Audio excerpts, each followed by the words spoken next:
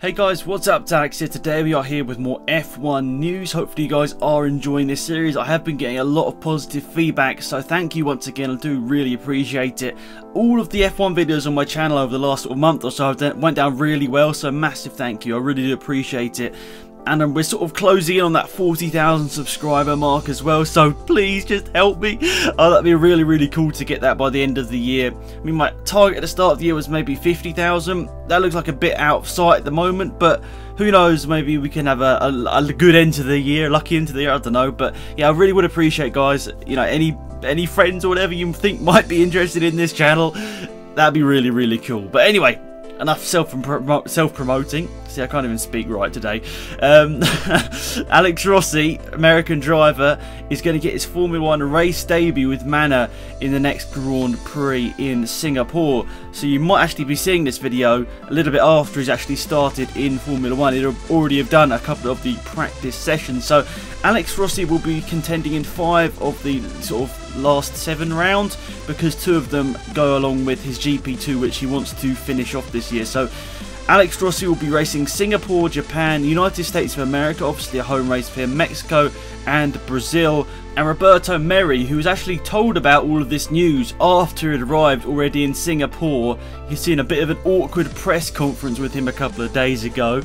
Yeah, a bit bad on that part by Manor to actually let Roberto Merhi know all of this after it already arrived in Singapore and already was down for the press conference. But you know, that's that. But anyway, what was I talking about? Roberto Merhi will be doing 2 of the last rounds with Abu Dhabi and Russia, which obviously sort of go alongside Alex Rossi's commitments in GP2, so he doesn't want to cross over there. You know, it could be possible. I mean, I don't know if we've ever seen anyone do that in the past. Obviously, Roberto Merhi himself is racing, or was racing, Formula Renault 3.5 and Formula 1 this year, but none of them were, you know, he never raced them both on the same weekend. So yeah, I think this is really good for Alex Rossi. Obviously, having an American driver in Formula 1 is good. You know, I think there are better drivers out there than Alex Rossi, I'm not going to lie, but he's still a very good driver, and he deserves a chance. That's what I say with everyone. They deserve a chance, and, you know, if they don't perform in the chance they get, you know, for example, these last 5 races for Alex Rossi here, if he doesn't perform, maybe they should look elsewhere for a seat for next year. So what are you guys thinking? Is he going to be racing for Manor next year? Maybe that's what everyone's thinking now. I mean, everyone thought it was going to be Haas, but Haas F1 have came out over the last week or so saying, you know, there might not be an American driver in the team. It doesn't really matter to them if there's an American driver. They just want the best drivers possible.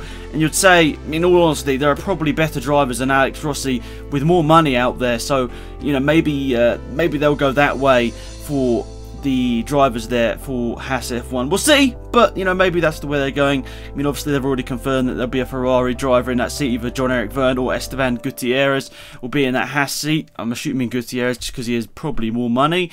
And yeah, I don't know who will be in that second seat. Probably just the dream team's coming back. Esteban Gutierrez and Adrian Sutil. I would love that. Anyway, so good for Alexander Rossi. Nice to see him have a chance in Formula 1. Let's hope he performs, but let's hope he doesn't perform too well, because we want the mighty Will Stevens to be in Formula 1 next year. Talking of Haas F1, they're actually on schedule for the first pre-season test next year. They're making good progress. Obviously, Gene Haas, the owner of the team, obviously putting a lot of resources to make sure this Formula 1 team isn't just another Manor or Caterham or HRT. He wants to make this a really big team, and I think the link with Ferrari will be quite crucial here. I mean, I think it's quite a bigger link to Ferrari than obviously what Manor or Marussia had to Ferrari. I think this is going to be decent. I really am looking forward to seeing how Haas F1 does next year. Honestly, in my mind at the moment, they're ahead of Manor just already. That's what I just personally think. They're probably going to be ahead of Manor off the start, but maybe not. Maybe they won't be. I really don't actually know, but I'm just sort of thinking that in my head, that Manor will be behind Haas F1. They might be challenging whoever's the car in front as well. That'd be interesting to see, whether that's a Sauber, a McLaren, a Force India. I don't really know, but whoever's just in front of them, it'll be interesting to see if they can keep up with Haas F1, because over the last couple of years, obviously Haas F1, lots of development. They haven't been obviously doing all the races and all that, so they can do all the testing or whatever they need to do, as much as they want. They don't need to sit to a FIA schedule, so that's good.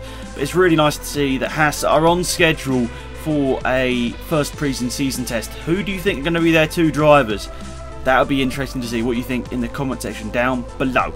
Last off, Gents and Buttons in the news again.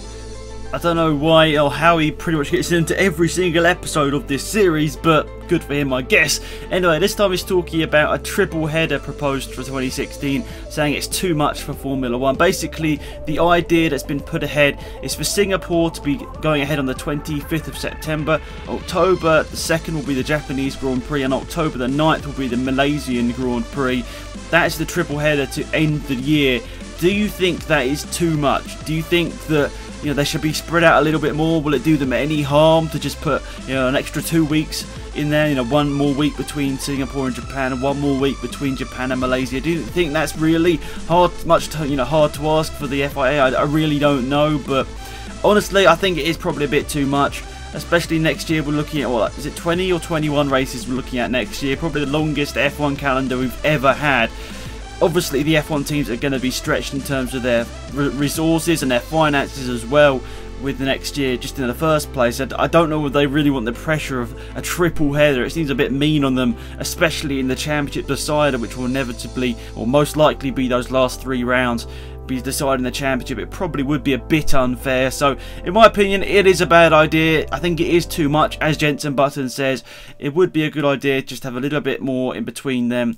It'd be good for the teams, good for the drivers, and I think good for Formula 1 in general. I mean, it's nice to have Formula 1 every weekend, isn't it? Yes, I mean, we all agree with that, but you got to think of the teams and their families and all that at some point, because making this season even longer and longer means that those team members are going to be able to see their family for less and less time. So it's all good having longer and longer calendars, but you got to think about it, the side effect it has for the other side of Formula 1, the people who actually work for it. So that's it, guys, for this episode. Thank you for watching once again. Let me know in the comment section down below whether you want to see a career mode video tomorrow, Extreme F1, F1 2015 weekly. There hasn't really been any news, so I'm not too sure what I'll do for that one, but yeah, let me know what you think, and yeah, be sure to leave your comments down below. It's been Alex Mad here. Goodbye.